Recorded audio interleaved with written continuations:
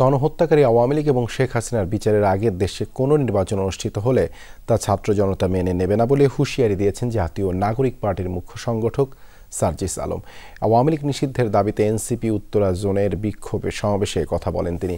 আইনশৃঙ্খলা রক্ষাকারী বাহিনী এবং কিছু রাজনৈতিক দল মামলা বাণিজ্য করছে বলেও অভিযোগ করেন সার্জিস আলম।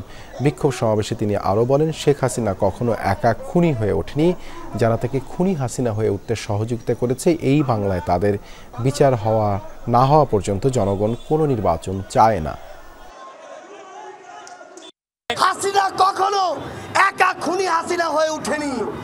যারা এই হাসিনাকে খুনি হাসিনা হয়ে উঠতে সহযোগিতা করেছে, তাদের বিচার ব্যতীত এই বাংলাদেশে নির্বাচনের আলাপ করা যেতে পারে না। খুনি হাসিনা এই হত্যাকাণ্ডের নির্দেশদাতা, তার বিচার হতে এত বিলম্ব আমরা কখনো গ্রহণ করব না।